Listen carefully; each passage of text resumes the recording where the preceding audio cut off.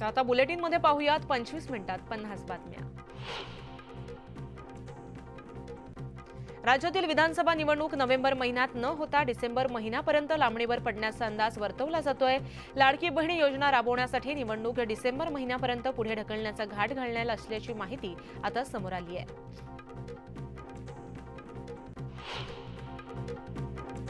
झिशान सिद्दीकी काँग्रेसला मोठा धक्का देण्याची शक्यता आहे। बाबा सिद्दीकींपाठोपाठ झिशान सिद्दीकी काँग्रेसची साथ सोडण्याची शक्यता आहे। झिशान देखील राष्ट्रवादीत प्रवेश करणार असल्याची माहिती समोर येते आहे। मुंबईचे माजी पोलीस आयुक्त संजय पांडे यांनी नाशिकमध्ये मोठी घोषणा केली आहे। संजय पांडे राष्ट्रीय जनहित पक्षाच्या माध्यमातून आगामी विधानसभा निवडणूक लढवणार आहेत। उपमुख्यमंत्री अजित पवार यांची जनसन्मान यात्रा आज मुंबईमध्ये असणार आहे। विशेष म्हणजे नवाब मलिक यांच्या अणुशक्तीनगर मतदारसंघात या जनसन्मान रॅलीचं आणि सभेचं आयोजन करण्यात आलं। नवाब मलिकांच्या नेतृत्वात सभा पार पडणार असल्यानं या रॅलीकडे राजकीय वर्तुळाचं लक्ष लागलंय। महाविकास आघाडीमध्ये मुख्यमंत्री पदावरून वाद असल्याच्या चर्चा आहेत, मात्र त्यावर आता नाना पटोलेंनी स्पष्टोक्ती केली आहे। मुख्यमंत्री पदाबाबत वरिष्ठ पातळीवर चर्चा सुरू आहे, त्यामुळे इतरांनी या संदर्भात आपलं नाक खुपसू नये असा टोला पटोलेंनी लगावलाय। विधानसभा निवडणुकांसाठी शिवसेनेकडून मिशन 100 मोहीम सुरू करण्यात आली आहे। त्यात विदर्भात शिवसेनेनं 15 जागांवर दावा केलाय। नागपुरातील नागपूर पूर्व आणि मध्य विधानसभा मतदारसंघावरही शिवसेनेनं दावा केलाय, त्यामुळे भाजप आणि अजित पवार गटात तणाव वाढण्याची शक्यता आहे। शिवसेना नेते रामदास कदम यांनी मंत्री रवींद्र चव्हाण यांच्यावरती मुंबई गोवा महामार्गावरून मोठा हल्लाबोल केलाय। रवींद्र चव्हाण कुचकामी मंत्री आहेत। उपमुख्यमंत्री देवेंद्र फडणवीस यांनी चव्हाणांचा राजीनामा घ्यावा अशी मागणी रामदास कदम यांनी केली आहे। बांगलादेशमध्ये जे घडलं त्याची चर्चा संपूर्ण भारतात आहे, मात्र आंदोलन फक्त महाराष्ट्रातच का? महाराष्ट्रात निवडणुका आहेत म्हणून भाजप आंदोलन करते का, असा सवाल रोहित पवारांनी उपस्थित केलाय। देशात मोदी तर राज्यात फडणवीस सरकारमध्ये आहेत, मग नितेश राणे कुणाच्या विरोधात आंदोलन करत आहेत असा आरोप आणि सवाल जो आहे तो रोहित पवारांनी उपस्थित केलाय। सुप्रिया सुळेंनी अजित पवारांवर निशाणा साधलाय। जीएसटी काउन्सिलिंगच्या मीटिंगमध्ये सहभागी होण्याचा अधिकार केवळ अर्थमंत्र्यांना असतो, मात्र महाराष्ट्राचा आवाज दिल्लीपर्यंत पोहोचतच नाही असं म्हणत नाव न घेता सुप्रिया सुळेंनी अजित पवारांवर हल्लाबोल केलाय।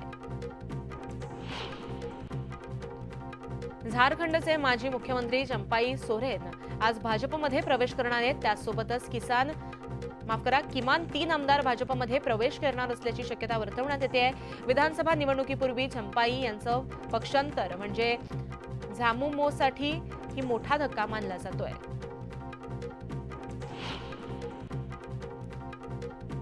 भाजपच्या अनुसूचित जाती जमाती सेलच्या वतीनं संविधान जागर यात्रेचं आयोजन करण्यात आलं। 9 ऑगस्ट रोजी महाडमधून निघालेली यात्रा सोलापुरात दाखल झाली आहे। विरोधकांनी पसरवलेला खोटा नरेटिव्ह खोडून काढण्यासाठी संविधान जागर यात्रेचं आयोजन करण्यात आलंय।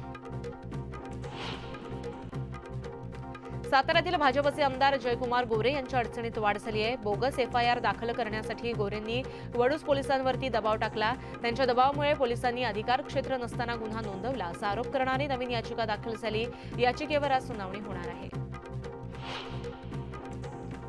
वळीमध्ये बेदारपणे कार चालवून निष्पाप महिलेचा बळी घेणाऱ्या मिहिर शहानं तुरुंगातून सुटकेसाठी उच्च न्यायालयामध्ये धाव घेतली आहे। बेकायदेशीरपणे ताब्यात घेतल्याचा दावा त्यानं हेबियस कॉपर्स या याचिकेतून केलाय। त्याच्या याचिकेवरती 21 ऑगस्ट रोजी सुनावणी होणार आहे। संपूर्ण देशाला हादरवून टाकणाऱ्या श्रद्धा वालकर हत्या प्रकरणाला 2 वर्ष पूर्ण होत आली आहेत। अशा घटना रोखण्यासाठी अनेक देशभरातील तरुणींनी मार्गदर्शन करण्यासाठी त्यांच्या वडिलांनी श्रद्धा वालकर चॅरिटेबल ट्रस्टची स्थापना केली आहे। आज उत्तर भारतामध्ये मुसळधार पावसाचा इशारा देण्यात आलाय। दिल्लीसह पंजाब आणि हरियाणा राज्यांनाही अलर्ट जारी करण्यात आलाय, तर उत्तराखंड राज्यातील 3 दिवस मुसळधार पावसाचा इशारा देण्यात आलाय। अकोल्यातील अकोटमध्ये ढगफुटी सदृश्य पाऊस बरसला, त्यामुळे पुराचं पाणी गावामध्ये आलं। मुख्य रस्त्यांना तलावाचं स्वरूप प्राप्त झालं, यात शेत पिकांचं अतोनात नुकसान झालंय। बीड जिल्ह्यातील पाटोदा तालुक्यामध्ये जोरदार पावसानं हजेरी लावली आहे। धाराशिवमधील मांजरा नदी दुथडी भरून वाहू लागली आहे, त्यामुळे धाराशिवसह बीड आणि लातूर जिल्ह्यातील पाणी पुरवठा करणाऱ्या प्रकल्पांना याचा फायदा होणार आहे। यंदा जुलैमध्ये मुसळधार पावसानं हजेरी लावली, पण ऑगस्ट महिन्यात पावसानं मुंबईत दडी मारली आहे. पावसानं उसंत दिल्यामुळे मुंबईत तापमान चांगलंच वाढलंय. येत्या काळात पारा आणखी 5 ते 6 अंशांनी वाढण्याची शक्यता वर्तवली जाते. नागपूर जिल्ह्यामध्ये आतापर्यंत 65% पाऊस म्हणजे 715.2 मिलीमीटर इतका पाऊस बरसलाय. शहराला पाणीपुरवठा करणाऱ्या धरणांमध्ये 90% पाणीसाठा असल्यानं नागपूरकरांची पाण्याची चिंता मात्र मिटली आहे. अमरावती जिल्ह्यातून मोठ्या संख्येनं महिला मुख्यमंत्र्यांना राखी बांधण्यासाठी मुंबईला रवाना झाल्या आहेत. उमेद विभाग कायम करा, सर्व कर्मचाऱ्यांना कायमस्वरूपी सेवेत कायम करा, या प्रमुख मागण्यांसाठी महिलांकडून आंदोलन करण्यात आलंय. मार्चच्या संपकरी डॉक्टरांनी नितीन गडकरी यांच्या निवासस्थानी जात भेट घेतली आहे. यावेळेस डॉक्टरांनी त्यांच्या मागण्यांचं निवेदन गडकरींना दिलंय. यावेळेस महिला डॉक्टरांनी गडकरींना राखी बांधून रक्षाबंधन साजरं केलंय. धुळ्यात रक्षाबंधनाच्या निमित्तानं भाजपच्या वतीनं लाडक्या बहिणींचा लाडका देवा भाऊ या कार्यक्रमाचं आयोजन करण्यात आलं होतं. या मेळाव्याला तब्बल 8,000 महिलांनी उपस्थिती लावली आहे. यावेळेस महिलांना रक्षाबंधनाच्या निमित्तानं साडीचा आहेर देण्यात आला आहे. कर्नाटकातील कलबुर्गी इथं रक्षाबंधन निमित्तानं बाजारामध्ये अनेक नवनवीन मिठाया दाखल झाल्या आहेत. मिठाई खरेदीसाठी नागरिकांचीही गर्दी होताना पाहायला मिळतेय. मिठाईच्या दरात काही प्रमाणात वाढ झाली असली तरी खरेदीचं प्रमाण हे काही कमी झालेलं नाहीये. छत्तीसगडची राजधानी रायपूरमध्ये महिलांनी जवानांना राख्या बांधल्या. घरापासून दूर देशासाठी सेवा देणाऱ्या जवानांना या महिलांनी राख्या बांधल्या. जवानांना राखी बांधणं आपल्यासाठी अभिमानाची गोष्ट असल्याचं यावेळेस महिलांनी सांगितलंय.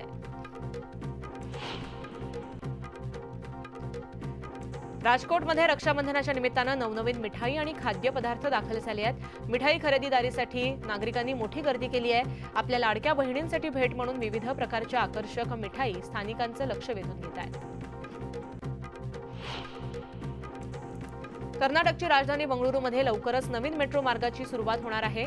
नागसांड्रा ते मडवारा या दरम्यान ही मेट्रो सेवा सुरू होणार आहे. या मेट्रोची सेवेची ट्रायल रन प्रशासनानं सुरू केली आहे. नवी मुंबईतील एपीएमसी बाजारामध्ये चणा डाळीचे दर गगनाला भिडले आहेत. 70 ते 80 रुपये किलोला मिळणारी चणा डाळ आता 120 रुपये किलोनं मिळतेय. आवक घटल्यानं डाळींच्या दरावरही परिणाम झाला आहे. ऐन सणासुदीत साखरेच्या दरात 5 रुपयांची वाढ झाली आहे. मागील आठवड्यामध्ये 38 रुपयांनी विकली जाणारी साखर आता 43 रुपये किलोनं विकली जाते. त्यामुळे नागरिक नाराज असून राज्य सरकारनं ठोस पावलं उचलावीत, यावर योग्य तोडगा काढावा अशी मागणी व्यापारी करतायत. पावसानं उघडदीप दिल्यानं पुणे विभागातून फळभाज्यांची आवक वाढली. भेंडी, गवार, काकडी, वांगी, शेवगा, वाल आणि घेवड्यावरती मोठ्या प्रमाणात त्याचा परिणाम झालाय. त्याच्या दरामध्ये घट झाली आहे. मात्र अन्य फळभाज्यांचे दर जे आहेत ते स्थिर आहेत. नवी मुंबई आंतरराष्ट्रीय विमानतळाच्या 2 धावपट्ट्यांपैकी एका धावपट्टीची इन्स्ट्रुमेंटल लँडिंग सिस्टीमची चाचणी यशस्वी झाली आहे. त्यामुळे ही धावपट्टी एकदम ओके झाली आहे. आता दुसऱ्या धावपट्टीच्या चाचणीसाठी हवाई प्राधिकरणाचं विमान पुन्हा नवी मुंबईत घिरट्या घालणार आहे. महाराष्ट्र राज्य रस्ते विकास महामंडळाच्या विरार अलिबाग बहुउद्देशीय मार्गिकेच्या प्रत्यक्ष बांधकामाला येत्या काही महिन्यातच सुरुवात होण्याची शक्यता आहे. मौजे नवघर ते मौजे बळवली दरम्यान 58.50 किलोमीटरच्या मार्गिकेवर 3 बोगदे उभारले जाणार असून एकूण 392 बांधकामं केली जातील.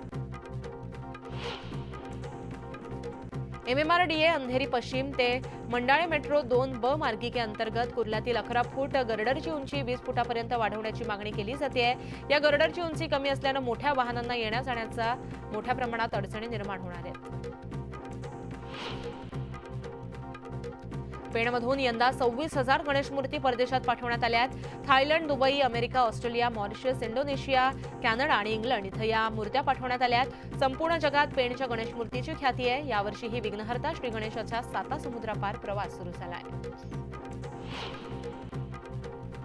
नोकरदाराला खुल्या प्रवर्गातून नियुक्त करण्यात आलंय की राखीव प्रवर्गातून हे सिद्ध करण्याची जबाबदारी नोकरी देणाऱ्या संस्थेची आहे, असं महत्त्वपूर्ण निरीक्षण उच्च न्यायालयानं नोंदवलंय.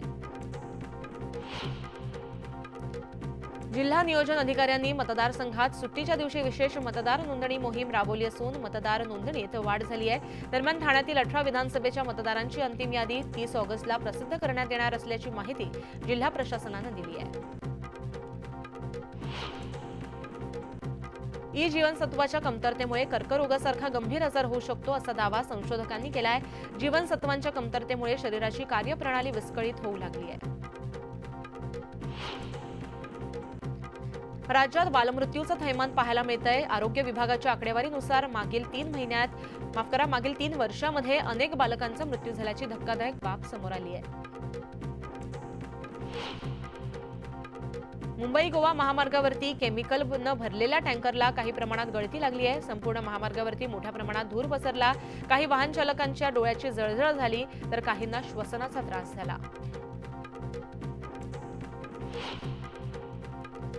बुलढाणा जिल्ह्यातून जाणाऱ्या मुंबई नागपूर राष्ट्रीय महामार्गावर वाहन चालक मद्यपान करून बेधुंदपणे वाहन चालवत असल्याचा एक धक्कादायक प्रकार समोर आलाय।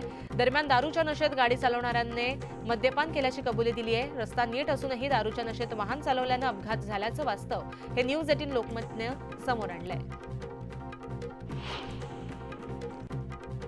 काटोल नरखेड तालुक्यामध्ये बुरशीजन्य रोगामुळे मोठ्या प्रमाणात मोसंबी पिकाचं नुकसान झालंय। मोसंबीला गळती लागल्यानं शेतकऱ्यांचं मोठं नुकसान झालंय। अनिल देशमुखांनी स्वतः शेतकऱ्यांच्या बांधावर जात नुकसानीची पाहणी केली आहे। बीडच्या आष्टीचे फोटोग्राफर सचिन रानडे यांनी नवीन बांधलेल्या घरावरती कॅमेराची प्रतिकृती साकारली। कलेप्रती आदर म्हणून सचिन रानडे यांनी घरातच कॅमेराचा आकार दिला। आज जागतिक फोटोग्राफी दिनाच्या निमित्तानं सचिन रानडे यांच्या घरावरील महाकाय कॅमेराची चर्चा होतीये।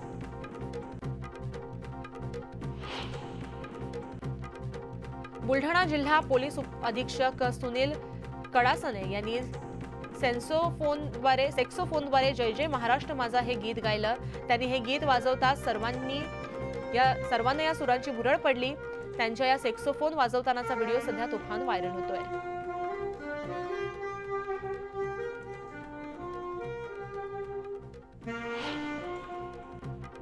इतर काही बातम्या आपण पाहणार आहोत, पण आता वेळ झाली एका छोट्याशा विश्रांतीची। तुम्ही कुठेही जाऊ नका, पाहत रहा न्यूज 18 लोकमत।